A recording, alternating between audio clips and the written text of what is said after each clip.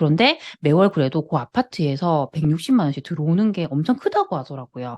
그러면서 또 저에게 어떤 말을 하셨냐면, 와, 내가 그때 그 아파트라도 안 했으면 큰일 날 뻔했다. 이런 얘기 하시더라고요.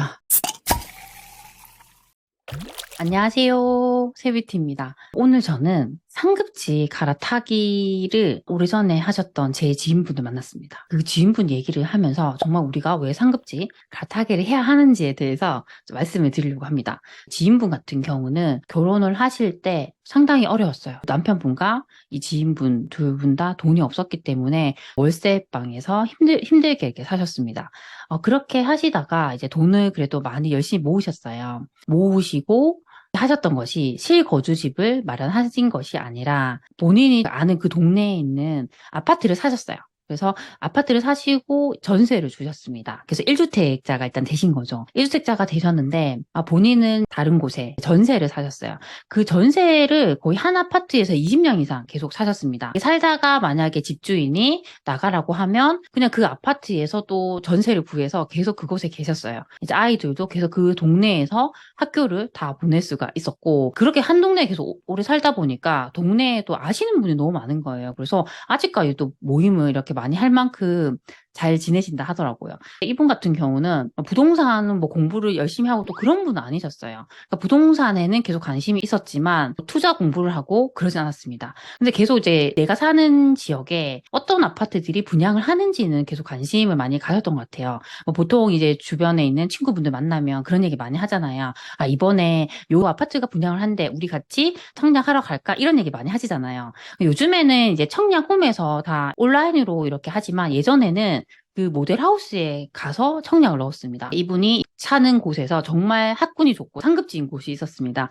그곳에 분양을 하는 단지가 있었어요. 그래서 당연히 뭐 안 되겠지만 그냥 해보자라는 마음으로 친구분과 함께 이제 청약을 넣으러 갔다고 합니다. 그런데 정말 운이 좋게도 청약에 당첨이 되셨어요. 그 당시에 그 아파트의 청약 경쟁률이 33평 기준으로 거의 170대 1이 나왔습니다. 그때가 2013년도 정도였어요. 근데 분양가를 봤더니 3억 7천만 원이었습니다. 분양을 받으셨고 여기에도 실입주를 하지 않고 처음부터 월세를 주셨습니다. 요 아파트가 2016년 정도에 이제 입주를 했어요. 입주를 하고 고점일 때 얼마까지 갔냐면 이 아파트가 14억까지 갔습니다. 14억까지 갔고 현재는 가격이 좀 떨어지면서 8억 정도의 최근에 거래가 됐습니다. 3억 7천만 원 정도에 이렇게 분양을 받았잖아요. 지금까지 거의 10년 이상 계속 보유를 하고 있습니다. 그리고 보유를 오랫동안 이제 하다 보니까 아무리 가격이 떨어졌다 하더라도 저희 지인분이 분양받은 가격보다는 4억 이상 지금 올라와 있는 상황입니다. 그리고 만약에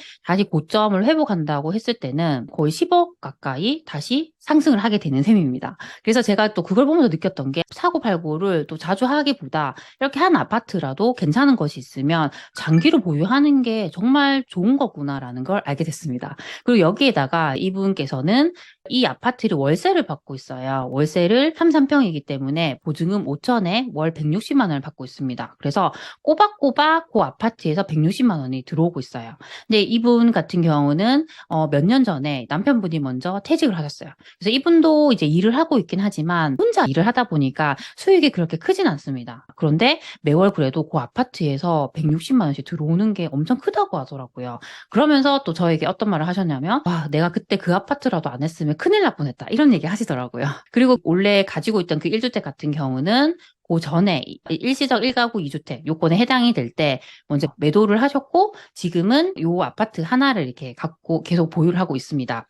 그래서 제가 그 지인분을 보면서 느꼈던 게 뭐냐면 똘똘한 아파트를 장기간 이렇게 보유를 하다 보니까 시세는 시세대로 이렇게 많이 오르고 매월 월세 수익이 발생하는 거예요. 그래서 이 시세 차익과 정말 월세 수익까지 같이 가져갈 수 있는 방법이 있구나. 그런 걸 알게 됐습니다. 만약에 이분이 그 당시에 그냥 1주택자로 머무시고 더 이상 뭐 분양을 받는다던가 상급지로 다시 갈 시도조차 하지 않았다면 이렇게 지금처럼 노후를 즐기지 못했을 거라 생각을 합니다. 저는 어떤 생각을 하냐면 우리가 부동산이라는 얘기를 들으면 뭔가 내가 물건을 많이 늘려야 되고 또 부동산 공부라는 것도 아무나 할 수 있는 게 아니라 어렵기 때문에 나는 그냥 하지 않을 거라고 미리 포기하는 분들도 많은 것 같습니다. 그런데 제 지인분 같은 경우를 보더라도 부동산 공부를 전혀 하신 분이 아니세요. 뭐 강의를 들은 적도 없고요. 컨설팅을 받은 적도 없습니다. 다만 일단 이분은 관심은 있었던 거예요. 뭔가 내가 1주택을 갖고 있는데 그렇게 똘똘하지 못한 것이니까 내가 다음에는 더 좋은 곳으로 갈아타야지라는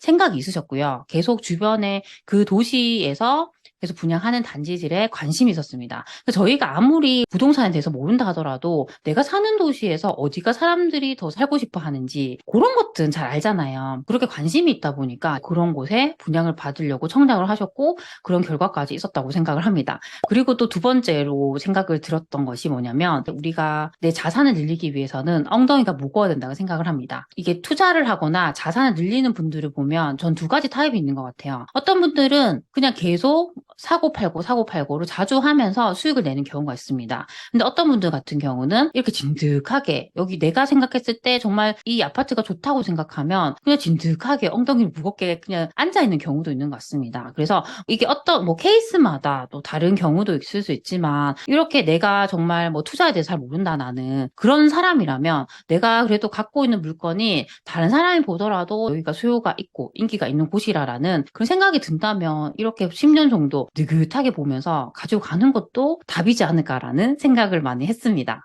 그리고 세 번째는 이분 같은 경우는 주거의 만족도를 완전히 버렸다는 거예요.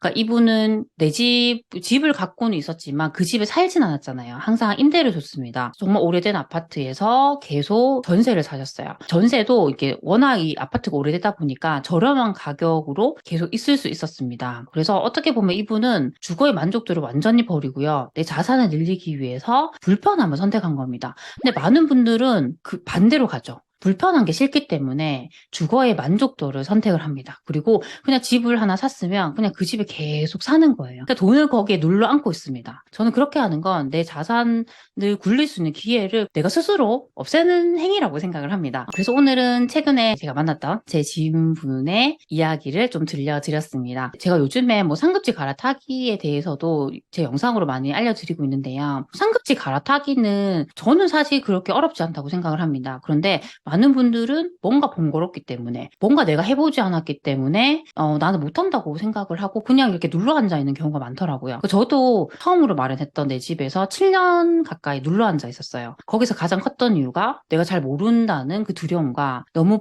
귀찮다는 거였어요. 그러니까 계속 뭐 집을 알아봐야 되고 이 집도 팔아야 되고 대주도 알아봐야 되고 그런 행위들이 너무 귀찮다고 생각했습니다. 그렇게 7년을 보냈는데 지금 되돌아 생각하면 내가 왜 그랬을까라는 생각을 많이 하고 있어요. 제가 조금이라도 부지런히 움직이고 빨리 갈아탔다면 훨씬 더 지금보다 자산을 빨리 늘릴 수 있지 않았을까라고 생각을 합니다. 그리고 저는 자산을 늘리는 행위는 항상 번거롭고 귀찮다고 생각을 합니다. 뭔가 계속 알아봐야 되잖아요. 근데 저는 이렇게 알아보고 뭔가 귀찮고 하는 행위들이 결국에는 우리 자산을 늘려주는 행위라고 생각해요. 그 중심에는 그 불편함이라는 것이 있거든요. 근데 무언가 불편함을 견뎌야지 그 반대급부로 우리에게 무언가 더 큰 수익이 온다고 생각합니다. 그래서 뭔가 제 영상을 보시는 우리 소치님들께서도 내가 불편한 거 참고 있어. 나는 뭔가 불편해지려고 해. 라는 것이 있다면 나 정말 잘하고 있구나. 라고 생각을 하셨으면 좋겠습니다. 네, 항상 제 영상을 시청해주셔서 정말 감사드립니다. 그럼 우리 다음 시간에 만나요. 안녕.